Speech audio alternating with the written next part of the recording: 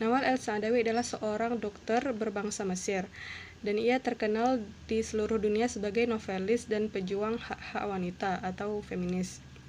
Ia dilahirkan di sebuah desa bernama Kafr Tahla di tepi Sungai Nil, dan ia memulai praktiknya di daerah pedesaan dan kemudian di rumah sakit Kairo, dan terakhir menjadi Direktur Kesehatan Masyarakat Mesir tahun 1972 sebagai akibat dari diterbitkannya bukunya yang berjudul Women and Sex. Ia dibebas tugaskan atau diturunkan dari jabatannya sebagai direktur, tetapi ia tidak dapat dihalangi, dan Nawal El-Saadawi ini terus melanjutkan untuk menerbitkan buku-bukunya tentang status, psikologi, dan seksualitas wanita. Karya-karyanya disensor oleh Badan Sensor Mesir dan dilarang di Saudi Arabia dan Libya. Sekarang diterbitkan di Lebanon. The Hidden Face of Eve adalah bukunya yang pertama diterjemahkan ke dalam bahasa Inggris. Dia memulai menulis pada tahun 1944 saat ia berusia 13 tahun. Dan ia telah mencapai pengakuan internasional setelah terjemahan dari pekerjaan yang lebih dari 30 bahasa. The Hidden Face of Eve adalah buku pertamanya untuk diterjemahkan ke dalam bahasa Inggris oleh suaminya, Sherif Hatata, dan diterbitkan pada tahun 1980. Dia lulus dari Universitas Cairo Medical College di tahun 1955 yang mengkhususkan diri dalam psikiatri. Dia berlatih sebagai dokter baik di universitas dan di Kafr Tahla. Dari tahun 1963 sampai 1972, Saadawi bekerja sebagai Direktur Umum untuk Pendidikan Kesehatan Masyarakat di Departemen Kesehatan. Bukunya kebanyakan novel terkenal, yaitu Perempuan di Titik Nol yang diterbitkan di Beirut tahun 1973. Pada tahun 1981, Nawal El-Saadawi terbuka mengkritik kebijakan Presiden Anwar Sadat dan ditangkap serta dipenjarakan. Dan ia dibebaskan 1 bulan setelah itu. Dan pada tahun 1982, ia mendirikan Asosiasi Uni Solidaritas Perempuan dan dilarang oleh pemerintah. Dengan sengaja, karena kenapa? Karena tokoh pada cerpen ini, yaitu ibu, tidak ingin melihat penderitaan kelak pada anaknya ketika anaknya telah dewasa. Makanya ibu membunuh anak-anaknya pada usia kanak-kanak anak tersebut. Untuk beberapa penggalan selanjutnya bisa dibacakan di makalah kami, Nawal El-Saadawi. Selanjutnya saya akan memaparkan tentang konsep pemikiran Nawal El-Saadawi. Sebelumnya, kenapa Nawal banyak menceritakan atau menciptakan karya tentang perempuan. Awalnya Nawal menceritakan pengalaman selama membuka praktek kedokteran di daerah pedesaan dan perkotaan Mesir. Di sana banyak para wanita ataupun pasien wanita yang datang kepadanya, dalam artian sekarang itu konsultasi masalah psikologis ataupun fisik yang mereka alami setelah mendapatkan sunat klitoris. Pada budaya patriarki saat itu dikenal dengan sunat klitoris.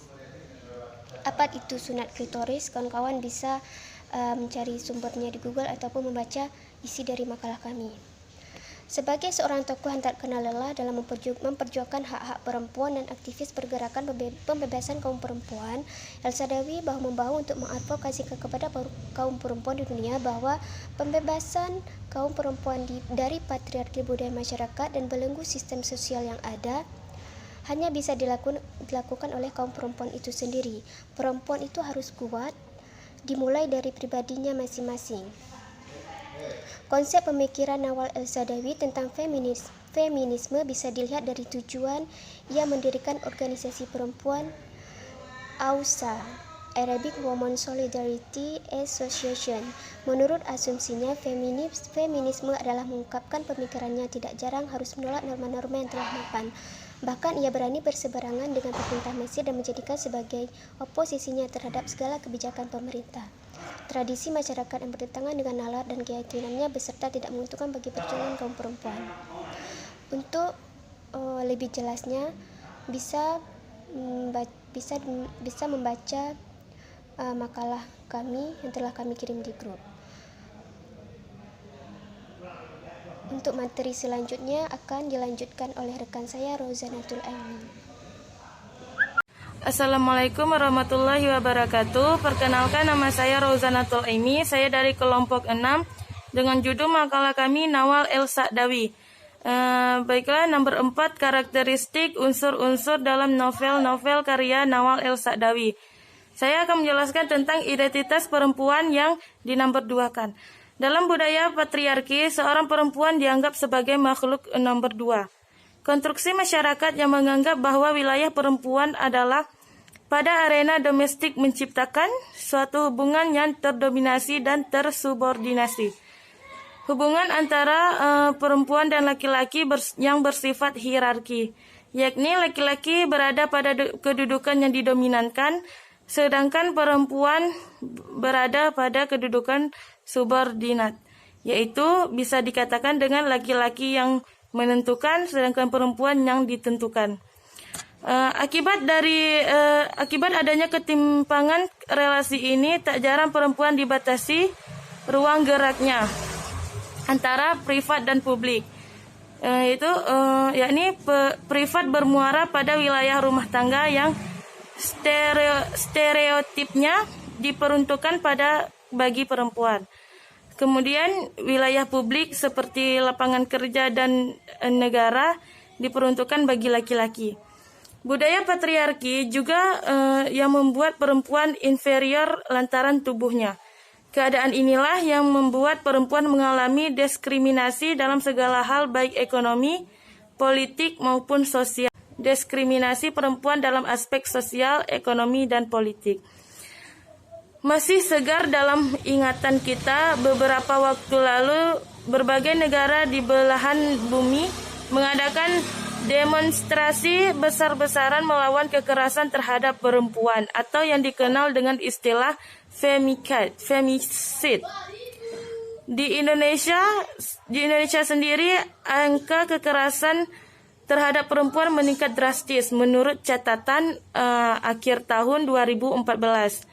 Komisi Nasional Anti Kekerasan terhadap Perempuan terdapat 293.220 kasus kekerasan terhadap perempuan sepanjang tahun 2014. Berbagai bentuk penindasan pun kerap kali diberitakan dialami oleh perempuan.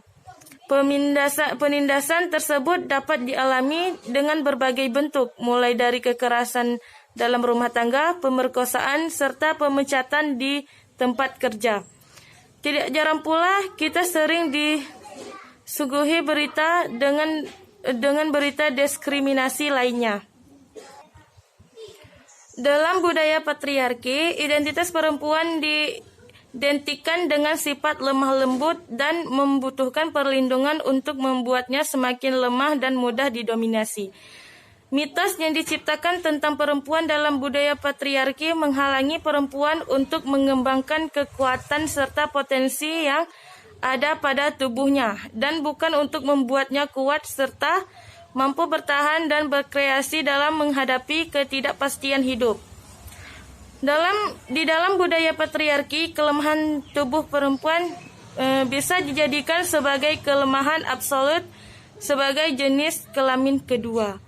Jadi mungkin sekian dari pemakalah kami. Lebih dan kurang kami mohon maaf. Wabillahi taufiq wal hidayah. Wassalamualaikum warahmatullahi wabarakatuh.